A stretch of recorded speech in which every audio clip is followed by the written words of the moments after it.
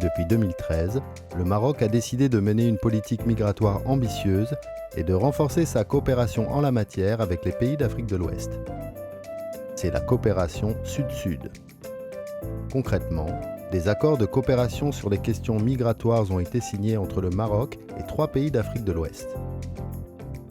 En 2013 avec le Sénégal, en 2015 avec la Côte d'Ivoire, en 2019 avec le Mali. Dès que le ministère ivoirien a été mis en place pour traiter les questions de diaspora, le premier réflexe qui nous est venu était de contacter le Maroc, qui a un savoir-faire indéniable sur les questions de gestion de diaspora. Et donc nous avons entrepris des contacts avec des voyages au Maroc pour voir tout le système qui était en place. Et cela a conduit en 2015 à la signature d'un mémorandum d'entente entre le Royaume du Maroc et notre ministère, bien entendu. Ces accords visent à mettre en place une meilleure gouvernance des politiques migratoires qui feront émerger des outils permettant la facilitation de l'accueil, de l'information et de l'orientation des migrants dans leur pays d'accueil et d'origine. Ils permettront également l'appui à la réinsertion des personnes issues de la diaspora dans leur pays d'origine et ils permettront enfin pour les migrants d'obtenir de meilleures informations sur la protection de leurs droits. C'est dans ce contexte qu'a vu le jour l'action de coopération Sud-Sud, cofinancée par l'Union européenne et le ministère fédéral allemand de la coopération économique et du développement et mis en œuvre par la GIZ et Expertise France. En partenariat avec le ministère de l'intégration africaine et des Ivoiriens de l'extérieur, le MIAIE, et la Direction générale des Ivoiriens de l'extérieur, la DGIE, l'action de coopération Sud-Sud couvre en particulier les domaines suivants. La migration et développement, plus précisément sous l'aspect des politiques et pratiques de mobilisation des diasporas au niveau national, régional et local. La mobilité sud-sud dans une approche triple gagnante, pays d'origine, pays d'accueil et migrants. Enfin, la protection des droits des migrants sous les aspects intégration et réintégration.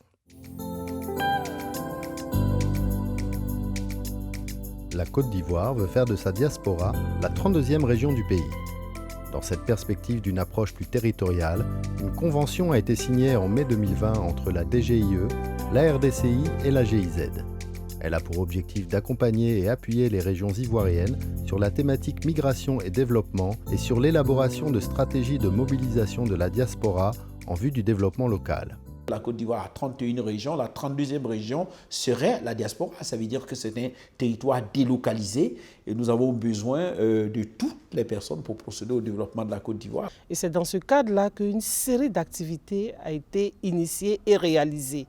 Nous avons la stratégie de mobilisation de la diaspora, ça a été la première activité que nous avons menée. On a mis en place, après des études, des bureaux d'accueil et d'information au profit de la diaspora, mais installés dans les différentes régions de Côte d'Ivoire. Il y a également l'élaboration d'une stratégie intégrée dans le plan de développement régional de chacune des régions concernées. La création d'un espace de concertation multi-acteurs, parce qu'il s'agit d'avoir un espace participatif et inclusif. Et récemment aussi, à la faveur de la Covid, nous avons initié plusieurs webinaires sur plusieurs thématiques, notamment la digitalisation des services de la diaspora, au profit de la diaspora, mais aussi au profit de leur région. Et comme on le dit, on ne peut pas travailler sur cette thématique s'il n'y a pas de renforcement de capacité. C'est ainsi que même au sein de la DGIE, nous avons bénéficié d'un renforcement de capacité sur la thématique migration et développement. À travers la thématique migration et développement, l'action de coopération Sud-Sud a soutenu l'initiative Abidjan Green Arts, fondée par l'artiste sculpteur James Kokobi qui réside en partie en Allemagne, dans la réalisation d'une biennale de nature art. J'ai fait mes études en Allemagne, j'ai vécu en Allemagne et je reviens donner un projet pour contribuer aussi à la construction de mon pays. Avec l'appui de l'action de coopération Sud-Sud, Abidjan Green Arts a pu inviter en décembre 2019 des artistes internationaux et nationaux à Abidjan pour faire des performances et créer des œuvres au cœur de la forêt du Banco, le poumon vert de la capitale économique ivoirienne.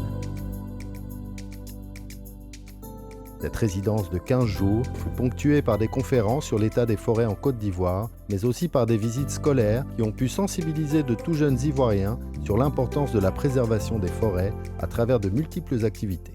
Une particularité primordiale en fait, de cette biennale, c'est qu'elle est unique en son genre en Afrique. C'est la première en son genre. Et on peut aller plus loin pour dire que c'est la première fois que les artistes viennent et qui amènent le public qui a l'habitude d'aller dans les galeries, viennent dans la forêt pour voir l'œuvre créée dans la forêt. Donc c'était une innovation pour la Côte d'Ivoire et je pense aussi pour l'Afrique parce qu'on a découvert des talents, mais ça fait naître aussi des talents chez certains de nos compatriotes. Dans sa volonté de promouvoir le développement régional et local, l'action de coopération Sud-Sud accompagne également l'Union des femmes de la région de l'Anawa, l'UFRN, à travers le programme d'autonomisation des femmes productrices de vivriers de la région de l'Anawa, Aprovina.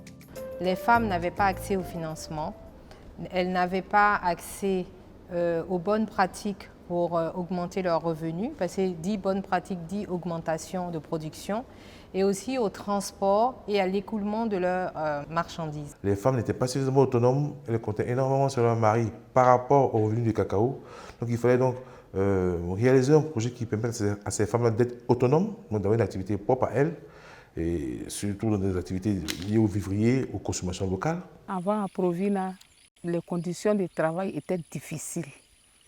Difficiles parce qu'on rentrait dans la boue sans les bottes.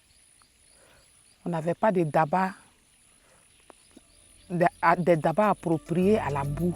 En regroupant l'association Je bâtis Soubré, créée en France par des Ivoiriens originaires de la région de l'Anawa, la plateforme participative Sikewa, le Conseil régional de l'Anawa et l'UFRN, l'action de coopération Sud-Sud permet aujourd'hui à des productrices agricoles de la région de bénéficier de programmes visant à améliorer leurs revenus ainsi que leurs techniques culturales.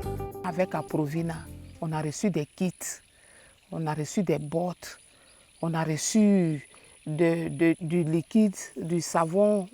Après notre sortie de la boue, laver nos mains, les désinfecter pour être en bonne santé. J'ai grandi en France et étant en France, donc ayant fait toute ma scolarité, j'ai voulu apporter mon expérience à ma région d'origine qui est l'Anawa. Et l'Anawa étant une région qui regorge de beaucoup de richesses et une région de potentiel, je me dis que je ne pouvais pas passer à côté du développement de cette région. Mais en plus, il y avait des formations sur l'éducation financière qui devaient être dispensées avec l'aide et la collaboration de JBS, l'association de la diaspora, afin qu'elles puissent avoir les outils, les instruments pour gérer convenablement ces ressources additionnelles qu'elles devaient recevoir de ce projet. Dans un monde où se posent de plus en plus les questions portant sur la migration, il paraît indispensable pour les gouvernements de prendre le sujet de la mobilité à bras-le-corps et plus particulièrement à travers une approche sud-sud. Cette approche a pour vocation de permettre à des étudiants, stagiaires, volontaires et travailleurs marocains et ivoiriens de vivre une expérience professionnelle de mobilité. La région de San Pedro est réputée pour son littoral et sa nature luxuriante. Et le gouvernement ivoirien souhaite aujourd'hui valoriser ses atouts en faisant de cette région une zone touristique de premier ordre, tout en promouvant le tourisme durable. La région de San Pedro a une ouverture sur la mer, sur l'océan Atlantique, ce qui nous donne de grandes potentialités touristiques, mais que nous devons largement exploiter. À travers l'action de coopération Sud-Sud et dans le cadre d'une coopération entre la région de San Pedro et la région Souss-Massa au Maroc, 5 jeunes Ivoiriens ont pu suivre un stage de formation de 5 jours dans ce pays et portant sur les métiers touristiques en milieu rural. C'est le cas de Fulgence qui travaille dans le secteur du tourisme. Au Maroc, on a une formation qui nous a permis d'étudier l'industrie de l'accueil, la gestion d'une entreprise, c'est-à-dire au niveau des finances, le service d'étage, l'hygiène alimentaire et aussi ce qu'on peut appeler le marketing touristique. La formation était bénéfique pour moi parce qu'elle m'a ouvert l'esprit sur un certain nombre de choses que j'ignorais, surtout dans le domaine du tourisme. Et ça m'a permis d'avoir une idée claire de ce que c'est que le tourisme et de tous les métiers qui vont avec. Toujours dans le cadre de la coopération décentralisée, Ici, entre la région de l'Oriental au Maroc et de l'Anawa en Côte d'Ivoire, un programme de mobilité universitaire a été mis en place pour permettre à des jeunes de l'Anawa d'obtenir une formation universitaire de qualité qu'ils pourront mettre au service du développement de leur région. La région de l'Anawa a pu entrer en contact avec la région de l'Oriental, dont la capitale est Oujda au Maroc, et a pu nouer donc un partenariat avec cette région. Et nous avons pu mettre en œuvre tout de suite des programmes. Le premier programme que nous mettons en œuvre et qui est en cours actuellement est celui d'échange au niveau de l'éducation, donc de la formation. Nous avons la possibilité donc d'envoyer des jeunes de l'Anawa pour être formés au Maroc, donc dans la région d'Oujda, par le biais d'une bourse qui leur est attribuée. Des bacheliers et de jeunes étudiants ont d'ailleurs pu déjà participer à une journée d'information à Soubré sur les conditions requises pour bénéficier de ce programme, ainsi que sur les enjeux de la mobilité internationale des jeunes. Il était important pour nous de pouvoir donner des primes abord le process, le dispositif de départ pour aller étudier au Maroc, le processus aussi d'intégration au Maroc et d'un dispositif de retour, les requis pour préparer un bon retour du Maroc en Côte d'Ivoire. Dans cette dynamique de mobilité sud-sud, l'accent a également été mis sur le volontariat. Grâce à l'ACSS, des jeunes Marocains viennent en Côte d'Ivoire et des Ivoiriens vont au Maroc dans des structures d'accueil pour acquérir une nouvelle compétence professionnelle à l'étranger et également pour appuyer ces structures à travers leur propre expertise. Le dispositif de volontariat Sud-Sud permet d'appuyer différents types d'organismes œuvrant principalement dans les domaines du développement et de la protection des droits.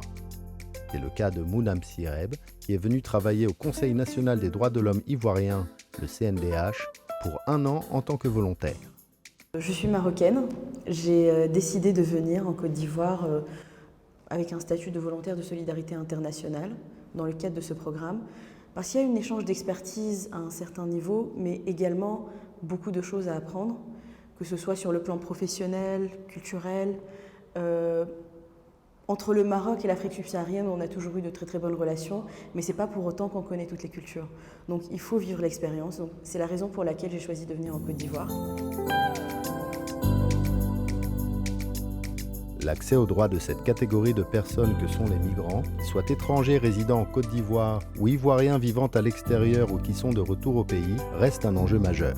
À travers la promotion de la mobilité sud-sud, la mission de volontariat de Mounam Sireb permet d'aborder les questions de la protection des droits des migrants au sein d'une institution importante qu'est le CNDH. Pour ma mission au sein du CNDH, j'œuvre pour favoriser une meilleure connaissance de la thématique migratoire, mais également pour apporter une assistance adéquate ou adaptée aux migrants ici en Côte d'Ivoire.